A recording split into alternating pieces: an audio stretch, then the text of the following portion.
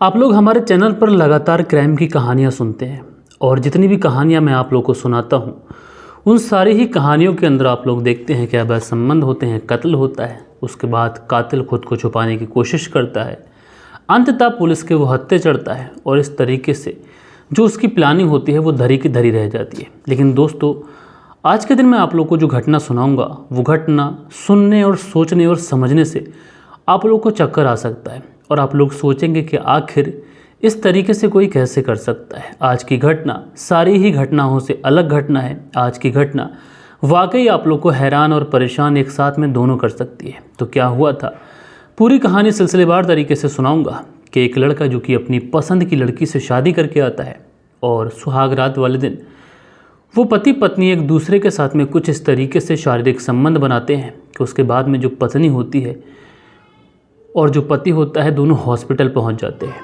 तो क्या हुआ था, पूरी कहानी सिलसिलेवार तरीके से देखेंगे। बस आप लोग इस वीडियो में अंत तक बने रहिएगा। दोस्तों, रात के 10 बज चुके हैं। मैं हूं आप सभी का अपना शावेज़ मलिक और हाजिर हूं आप लोग के सामने फिर से एक क्राइम की कहानी को लेके, एक क्राइम की घटना को लेके। बात करें आज की घटना की, तो आज की घटना की शुरुआत होती है कर्नाटक से। कर्नाटक का एक एरिया पड़ता है जिसको कोलार बोला जाता है और इसी में KGF तालुरा करके एक जगह है और यहीं पर चमरासन हल्ली कर एक जगह पड़ती है। चमरासन हल्ली के अंदर एक परिवार रहता है। इस परिवार में घर का बेटा नवीन चूँकि इसकी शादी की उम्र हो चुकी थी, इसलिए घर परिवार वाले अब नवीन के लिए शादी के लिए चिंतित होते हैं। घर परिवार वाले बेटे नवीन से बात भी करते हैं कि नवीन, तुम्हारे लिए लड़की देख लेते हैं, शादी करना है। लेकिन जब कभी भी घर वाले लड़की की बात करते, नवीन उनकी बातों को कुछ सही तरीके से रिस्पॉन्स नहीं देता। घर वाले समझते कि हो सकता है कि नवीन अभी अपनी ज़िंदगी में कुछ और करना चाहता हो और अभी शादी के बंधन में नहीं बनना चाहता, इसलिए घर वाले भी नवीन के ऊपर कभी फोर्स नहीं करते। समय यूं ही गुजरता रहता है। घर वालों की चिंता थी कि बेटे की शादी हो गए, जवान हो जाए, शादी हो जाएगी तो सब कुछ ठीक रहेगा, एक जिम्मेदारी जो है कम से कम उनके सर से कम होगी। लेकिन इस सिलसिले में जब भी वो नवीन से बात करते, नवीन साफ तौर से इनकार कर देता और वो कहता कि मैं किसी से भी शादी करना नहीं चाहता। अब घर वालों को ये बातें समझ नहीं आ रही थी कि आखिर नवीन इस तरीके से क्यों कह रहा है। लेकिन दोस्तों, जैसे ही थोड़ा सा समय गुजरता है और थोड़ा समय गुजरने के बाद में एक दिन नवीन अपनी माँ से जिक्र करता है कि वो एक लड़की से मोहब्बत करता है। इस लड़की का नाम ललिता है, जो कि पास के ही गाँव में रहती है। अब जब नवीन की माँ ये बात सुनती है कि नवीन किसी से मोहब्बत करता है, तो नवीन की माँ इस रिश्ते से साफ तौर पे इनकार कर देती है। तो वो कहती हैं कि हम जो भी रिश्ता करेंगे अपनी मर्ज़ी से करेंगे, अपने हिसाब के लोगों में करेंगे। अब ना तो मैं उस लड़की को जानती हूँ, ना उसके घर परिवार वालों को जानती हूँ। बात पिता तक पहुँचती है, पिता भी साफ तौर से इनकार कर देते हैं। उधर जो ललिता थी, जो नवीन से प्यार करती थी, वो भी इसी तरीके से अपने परिवार वालों में ये बात रखती है कि वो एक नवीन नाम का लड़का है, उससे मोहब्बत करती है, उससे शादी करना चाहती है। लेकिन उस लड़की के घर वाले भी ये कहते हुए इनकार कर देते हैं कि शादी होगी तो हमारी मर्ज़ी से। ऐसे तुमने कौन लड़का देख लिया, कैसे उसके परिवार वाले हैं, क्या लड़का कमाता है, पढ़ा लिखा, जॉब क्या है, हमें कुछ नहीं पता। इसलिए वो शादी से इनकार कर देते हैं। अब इधर नवीन अपनी फैमिली वालों को कन्विंस करने की कोशिश करता है, उधर जो ललिता थी ये अपनी फैमिली वालों को कन्विंस करने की कोशिश करती है। लेकिन दोस्तों, इन दोनों की मोहब्बत कुछ ऐसी थी, इन दोनों की मोहब्बत में तड़प कुछ ऐसी थी कि आखिरकार ये दोनों अपने मकसद में कामयाब होते हैं। क्योंकि दोस्तों, सच्ची मोहब्बत ऐसी होती है कि अगर एक दूसरे से की जाए तो गलत रास्ता ना चुनकर एक दूसरे के साथ नहीं भागकर बल्कि माता पिता को राज़ी किया जा सकता है। और नवीन और ललिता ने भी यही सोचा था कि अगर शादी करनी है तो घर वालों की मर्ज़ी से, उनकी रजामंदी के साथ में करनी है। अपनी खुशियां हासिल कर भी लें, लेकिन घर वालों की अगर रजामंदी ना हो, उनका दिल दुखाकर हम अपनी खुशियों को हासिल करें तो भला हम उसमें खुश कैसे रख सकते हैं। इसीलिए नवीन और ललिता दिन रात एक करते हैं, अपने परिवार वालों को जैसे तैसे कर मनाते हैं। और उसके बाद में जो नवीन के घर वाले होते हैं आखिरकार तैयार हो जाते हैं। उसके बाद में कहते हैं कि ठीक है, लेकिन हम लड़की देखेंगे। अब नवीन जो होता है वह कहता है लड़की बहुत अच्छी है कि माँ तुम्हें टेंशन लेने की ज़रूरत नहीं है। लेकिन माँ कहती है कि हम लड़की तो ज़रूर देखेंगे, उसके घर परिवार वालों से मिलेंगे। उसके बाद में नवीन अपनी फैमिली को लेकर आखिरकार ललिता के घर पहुंच जाता है। और उसके बाद में ललिता को जब ये लोग देखते हैं तो ललिता भी देखने में काफ़ी ज़्यादा खूबसूरत, परिवार वाले भी काफ़ी अच्छी। इसलिए नवीन के माता पिता अब नवीन के लिए ललिता को पसंद कर लेते हैं। उधर जो नवीन था ये भी देखने में काफ़ी ज़्यादा खूबसूरत था, हैंडसम था, उसके परिवार वाले भी काफ़ी ज़्यादा अच्छे थे। इसलिए ललिता के परिवार वालों को भी कोई एतराज़ नहीं होता है और वो इस रिश्ते के लिए हामी भर देते हैं। अब दोस्तों उस रिश्ते को जब ये देखने के लिए गए थे नबीन के घर वाले, तो जितनी भी रस्में रहती हैं उसके मुताबिक एक लड़की का हाथ जिस तरीके से मांगा जाता है वो सारी रस्में नबीन के घर वाले कराते हैं। उसके बाद में सारी रस्में हो जाती हैं, शादी की डेट फिक्स हो जाती है 7 अगस्त साल 2024। अब नबीन की जो एक तरीके से रिश्ते की बात थी वो पक्की हो चुकी थी। अब जब भी नबीन और ललिता एक दूसरे से बात करते काफ़ी ज़्यादा खुश होते और कहते कि कुछ समय के बाद में हम लोग एक हो जाएंगे, उसके बाद में हमारी जो ज़िंदगी है काफ़ी ज़्यादा अच्छी कटेगी। दोनों एक दूसरे का शुक्रिया अदा भी करते हैं कि दोनों ने अपने घर परिवार वालों को मना लिया, क्योंकि दोनों के परिवार वाले काफ़ी ज़्यादा इज़्ज़तदार रसूखदार दोनों लोग थे और इसी वजह से ये दोनों लोग भागकर शादी नहीं करना चाहते थे, परिवार की रजामंदी से शादी करना चाहते थे। दोस्तों आखिरकार 7 अगस्त साल 2024 का दिन आता है। नबीन के घर में आज बहुत ज़्यादा खुशियाँ थीं, क्योंकि नबीन आज दूल्हा बनने वाला था। बाकायदा सारी तैयारियां होती हैं, शादी के कार्ड बंटते हैं, सारे मेहमान घर पर आते हैं और उसके बाद में नबीन दूल्हा बनता है। पूरे परिवार में खुशियों का माहौल था। जिस तरीके की रस्में रहती हैं वो सारी ही रस्में अदा होती हैं। नबीन दूल्हा बनता है, माँ भी बेहद खुश होती है, बाप भी खुश होते हैं, बाकी के परिवार वाले भी खुश होते हैं। रिश्तेदारों में भी एकदम से नबीन की धूम थी, क्योंकि नबीन आज दूल्हा बन के बहुत ज़्यादा खूबसूरत लग रहा था। उसी तरफ दूसरी साइड में जो ललिता थी ये भी आज बेहद खुश थी। इसके घर में भी काफ़ी ज़्यादा खुशियाँ थी, परिवार वाले भी खुश थे। ललिता भी आज दुल्हन बनी थी, बेहद खुश थी। आखिरकार नबीन के परिवार वाले 7 अगस्त साल 2024 को नबीन की जो बारात थी इसे लेकर निकलते हैं और ललिता के गांव पहुंच जाते हैं। बाकायदा जिस तरीके से बारात पहुंचती है, जिस तरीके से उसका स्वागत करना चाहिए था, नाश्ता पानी सारी चीज़ें होती हैं, सारे रस्मों और रीति रिवाज के मुताबिक इस बारात को ठहराया जाता है। जिस तरीके से शादी होती है, फेरे वगैरह लिए जाते हैं और उसके बाद में शादी मुकम्मल होती है। अब वक्त आता है विदाई का।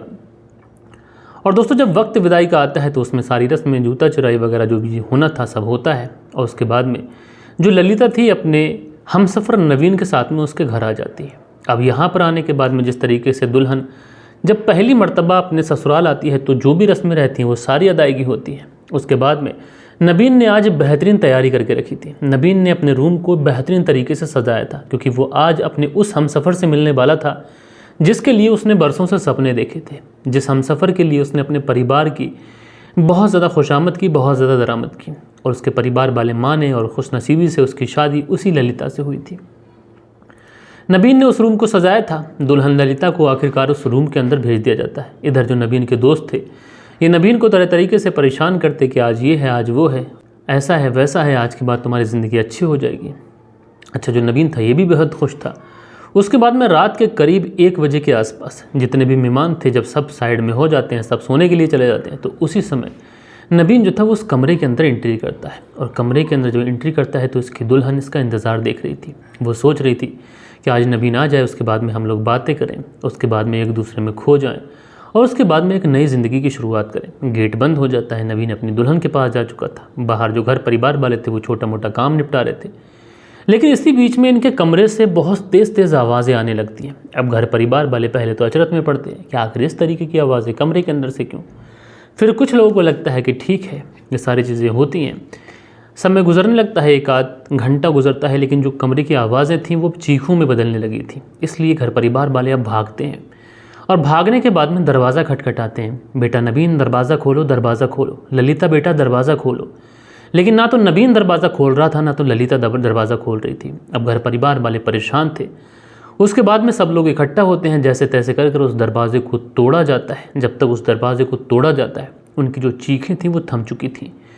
अब जैसे ही दरवाजे को तोड़ा जाता है, सामने जो नज़ारा था उस नज़ारे को देखकर हर किसी के होश उड़ जाते हैं। दरअसल जो नबीन था और ललिता थी, दोनों ही बदहवास हालत में पड़े हुए थे, दोनों ही खून से लथपथ थे और दोनों इस तरीके से बेहोशी की हालत में पड़े थे कि घर वालों को कुछ समझ ही नहीं आ रहा था कि आखिर इस घर के अंदर हुआ क्या है।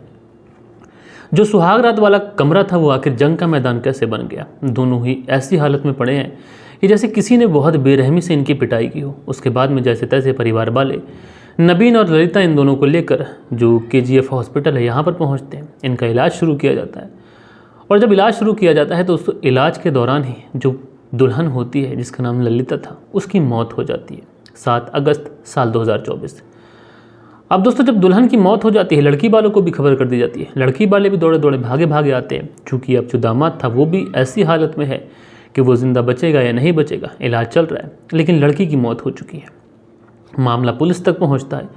पुलिस इस पूरे मामले की छानबीन करती है। पुलिस जब इस पूरे मामले की छानबीन करती है तो पुलिस को पता चलता है कि नवीन और ललिता ने एक दूसरे से प्रेम में शादी की थी, लव मैरिज इनकी शादी थी। पहले तो इनके घर परिवार वाले राज़ी नहीं थे, लेकिन उसके बाद में घर परिवार माने और उसके बाद में इन लोगों ने शादी की। लेकिन दोस्तों, शादी करने के बाद में सुहागरात वाले दिन ललित शराब के नशे में था और शराब के नशे को लेकर शायद इन दोनों के बीच में झगड़ा हुआ हो, हीला हुज्जत हुई हो और उसके बाद में ये दोनों इस मुकाम पर पहुँचे कि एक दूसरे के साथ में थप्पड़बाजी करने लगे। थप्पड़बाजी इस कदर बड़ी कि दोनों एक दूसरे पे हाथापाई पे उतर आए और इतनी ही बेरहमी से एक दूसरे को मारा पीटा इन लोगों ने कि दोनों ही खून से लथपथ हो गए। पूरे कमरे में सामान बिखरा पड़ा था, सब अचरज में थे। जो घर आज खुशियों से भरा हुआ था, अचानक से उस घर में मातम कैसे हो गया।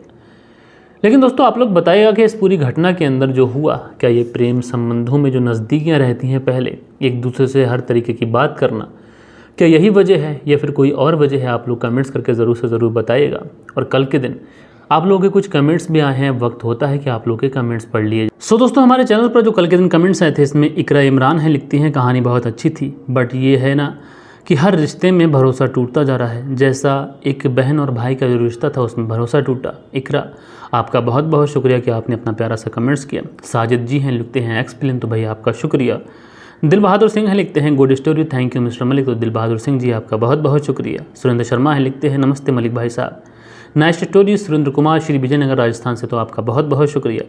उसके बाद में अबू जाहिन है, लिखते हैं how many times you will say same line, तो आप इतनी सारी चीज़ें नोटिस करते हैं, मैं ध्यान नहीं दिया था। खैर अबू जाहिन जी आपका शुक्रिया।